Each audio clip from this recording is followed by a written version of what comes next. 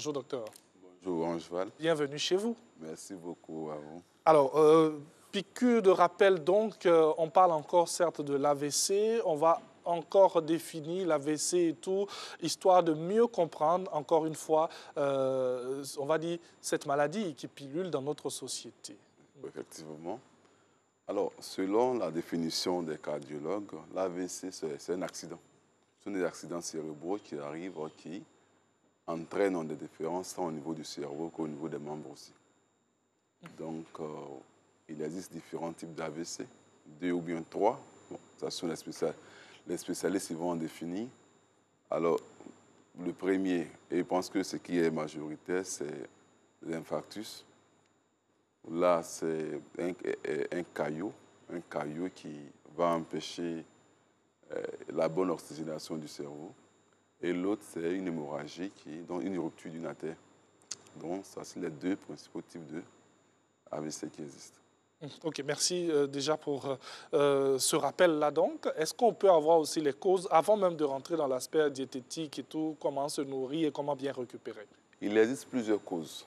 Plusieurs causes, bon, je dirais quelques-unes, peut-être le diabète, qui peut entraîner un remodelage des artères, donner une artériosclérose. Il y a aussi, bon, les cardiologues sont bien placés pour donner les différentes causes, mais ici, il est sécrété par le cholestérol, le diabète et aussi la matière grasse. Et puis, autres facteurs que voilà, certains spécialistes diront.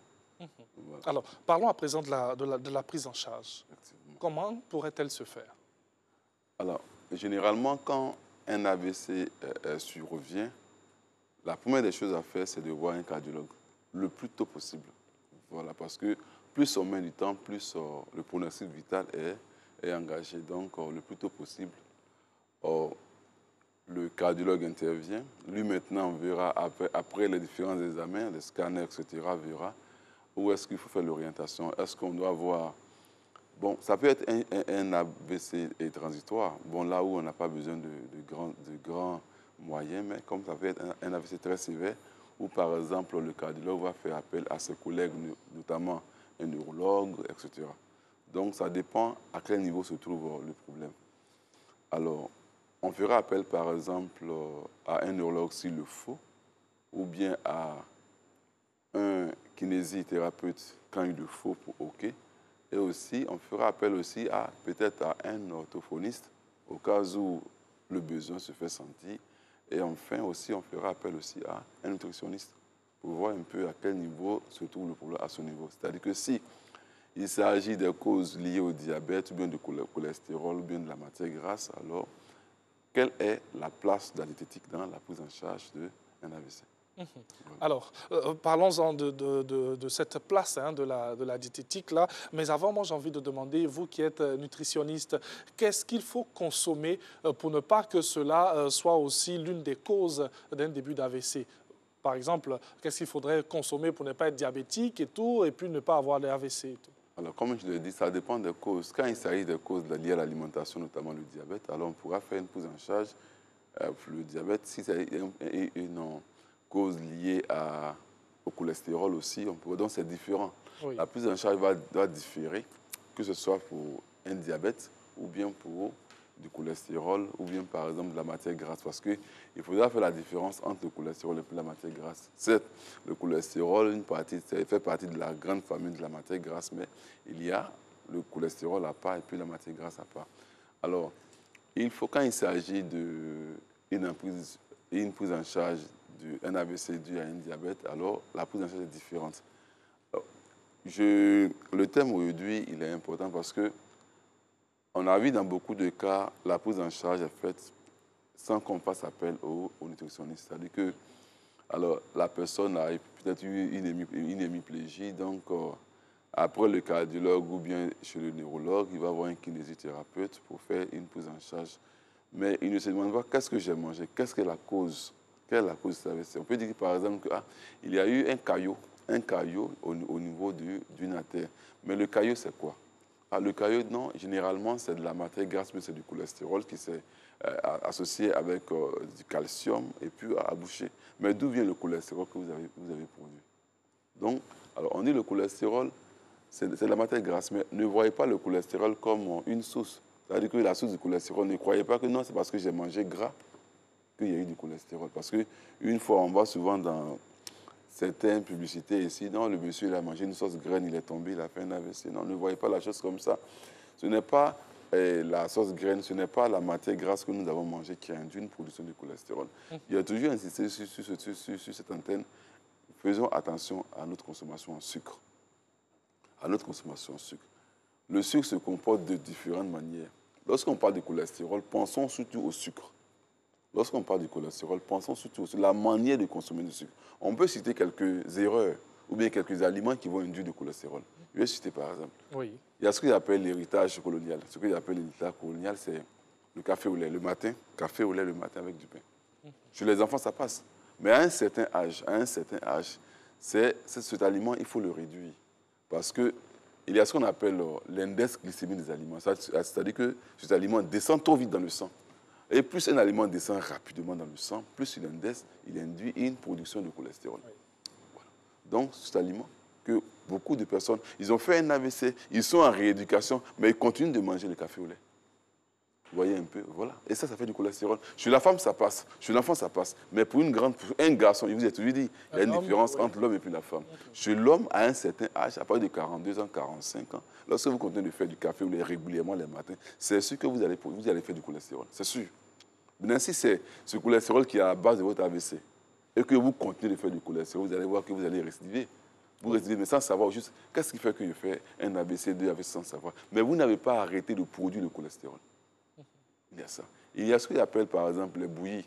Les bouillies, ce qui est bouillie, baka, voilà, bouillie de riz, voilà, etc. Ça le aussi, riz, de mil. Effectivement, c'est un aliment qui a un index glycémique très élevé. Et lui aussi, il induit le cholestérol. Il induit aussi la production de cholestérol.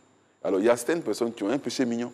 Un péché mignon, ça veut dire que le matin, il fait son petit déjeuner, toujours accompagné d'un jus. Donc, tout ce qui sera liquide sucré, c'est-à-dire que cet ensemble de café au lait, cet ensemble de baka ou bien du kwaké au lait. On peut prendre le kwaké simplement. Du kwaké au lait, kwaké sucré au lait. Ou bien, par exemple, la bouillie de riz, la bouillie de mil. Alors, pour les enfants, pour la femme, ça passe. Mais pour l'homme, à un certain âge, il faudra réduire parce que ces aliments-là induisent beaucoup le cholestérol. Donc, pour quelqu'un qui a fait un AVC et que dans sa rééducation, on continue de lui donner ces aliments, vous allez voir qu'il ne s'en sort pas. Il ne s'en sort pas. Est-ce qu'il y a une certaine fréquence la fréquence pour consommer cela. Quand vous parlez de réduction, si on le faisait peut-être tous les jours... C'est dangereux. Ouais. Tous les, même si vous faites 2-3 fois la semaine, c'est dangereux.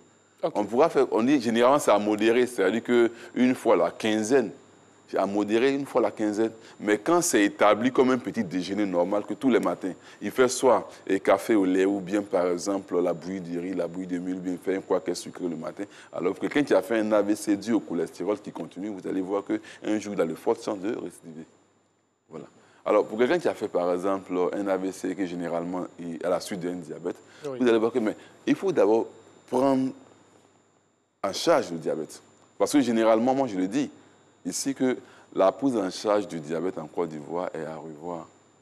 Voilà, à revoir parce que on ne dit pas d'interdire les aliments, mais il faut expliquer dans un langage terre à terre, faire comprendre à tout le monde qu'à un certain âge, voilà comment il faut manger.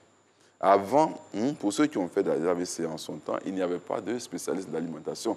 Mais aujourd'hui, il y a des spécialistes d'alimentation qui sont dans les centres médicaux qui sont disposés à donner des conseils au niveau de l'alimentation. Donc, qui ont le mot à dire. Qui ont le mot à dire. Alors, il faut considérer tout ensemble. C'est-à-dire que le kinésiste, le neurologue, le cardiologue, et aussi, c'est lieu l'orthophoniste et aussi le nutritionniste. Parce que s'il s'agit d'un AVC qui est dû à une cause de diabète, alors il faut considérer, prendre en charge le diabète. Parce que quand le diabète est mal pris, quand le diabète est mal suivi, alors les conséquences sont très nombreuses, dont l'AVC. Alors, j'ai toujours dit ici que dans le cas du diabète, j'insiste beaucoup sur le diabète parce qu'en Côte d'Ivoire, beaucoup de personnes ont une tendance diabétique. Il faut revoir notre manière de manger. Il faut revoir notre manière de manger. On a l'habitude de dire, non, nos parents ont mangé ceci avant, ils n'ont rien eu. Mais les temps ont changé. Les temps ont changé. Donc, aujourd'hui, il faut revoir notre manière de manger. Quand il s'agit d'un AVC qui est dû à un diabète, il faut revoir la manière de manger de la personne qui a fait un AVC dû au diabète. Il faut contrôler le taux de sucre parce que aussi longtemps qu'il y aura beaucoup de sucre dans le sang, alors vous allez voir que le patient aura de fortes chances de récidiver. Alors, docteur Yves Blanchard-Envaux, comment bien récupérer après un AVC un patient ou quelqu'un a eu un AVC, Dieu merci, cette personne s'en sort. Il y a peut-être quelques séquelles qui vont conduire cette personne à faire une rééducation et tout, faire un peu de sport pour essayer de retrouver les mouvements quotidiens des membres. Côté nutritionniste, côté nourriture, comment bien se nourrir après un AVC? Qu'est-ce qu'il faudrait manger après un AVC? Donc, pour la prise en charge, je vais juste faire une petite parenthèse sur le côté kinésithérapeute, parce que ce côté aussi, souvent, c'est un peu défaillant. Oui. Parce oui. Avant de revenir à cet aspect. Voilà, les séances, souvent, on trouve que c'est un peu coûteux, mais on commence à faire une rééducation quand il y a une hémiplégie ou, par exemple, un membre qui ne fonctionne pas bien. Alors, on fait, le kinésie fait des séances de rééducation.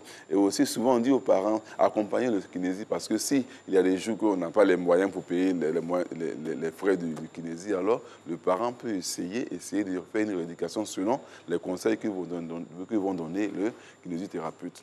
Maintenant, quand il s'agit de l'alimentation, comme je l'ai dit, cherchons à savoir, si il s'agit du cholestérol, quels sont les aliments qui induisent le cholestérol? Cherchons à savoir quels sont les aliments qui ont induit cette embolie, qui ont induit un peu cette thrombose, qui a bouché un peu cette artère-là. Donc, alors, le patient, lorsqu'il vient, on essaie dans l'interrogatoire, on essaie de trouver et on essaie de détecter un peu l'aliment qui induit et le cholestérol. Il y en a plusieurs. Souvent, c'est un seul aliment. Une seule erreur seulement peut ôter la vie d'une personne. Une seule erreur. Il y a des gens qui... Vous connaissez un monsieur qui avait souvent, comme on a dit... il était beaucoup accro aux frites de pommes de terre. Les frites. Oui. Voilà. Les frites, vous allez voir que les frites, chez les enfants, ça passe, chez la femme, ça passe. Mais chez un homme d'un certain âge, lorsque vous faites les frites, et ce monsieur, son seul problème, c'est les frites.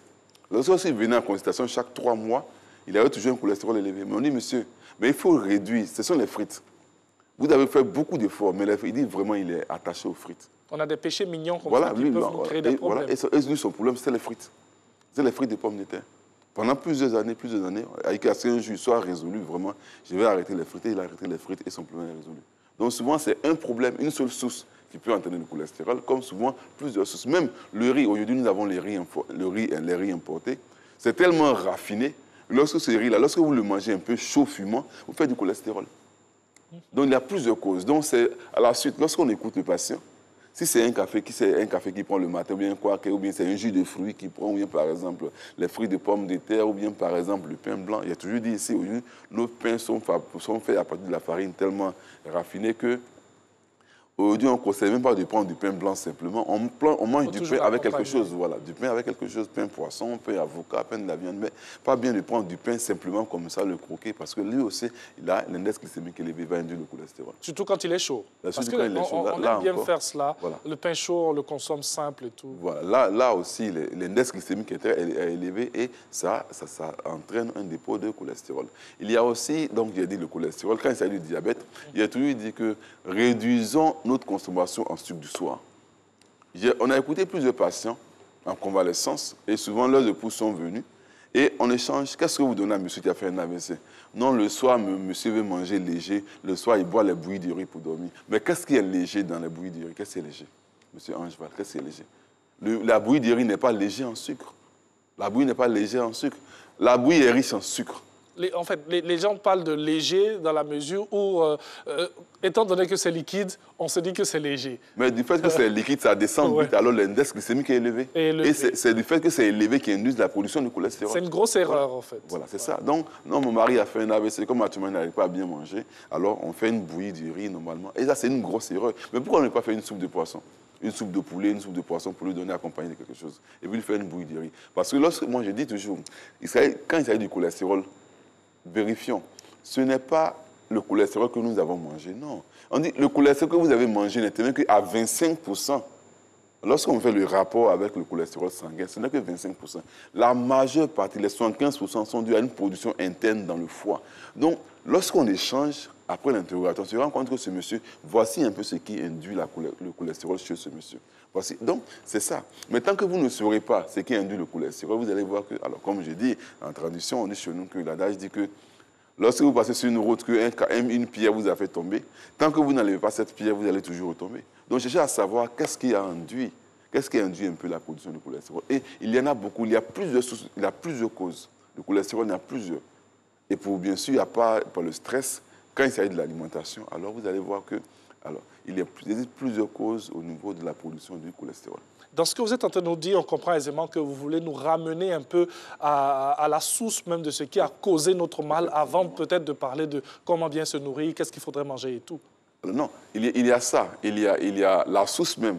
Parce que nous avons déjà fait une erreur, puis l'AVC est intervenu. Oui. Alors les cardiologues essaient tant bien que mal d'essayer un traitement sérieux. Mais vous-même, là, qu'est-ce qui entraîne le cholestérol? Si vous continuez dans vos erreurs, vous allez voir que la prise en charge sera compliquée.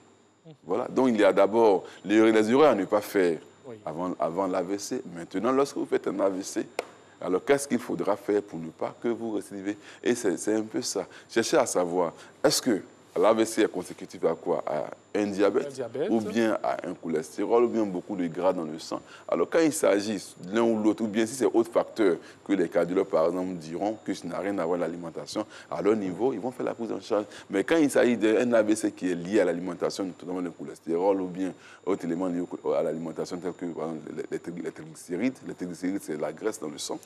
Alors, ici, lorsqu'on dit les triglycérides, la graisse dans le sang, ce n'est pas parce que lui, il a mangé gras, qu'il a mangé la sauce graine. Je le dis parce que je dis la sauce graine parce que généralement, c'est cette sauce-là que tout le monde incrimine. Voilà, qu'il a eu le gras dans le sang. Non. Le gras dans le sang, c'est un excès d'énergie. Souvent, on mange beaucoup. Voilà.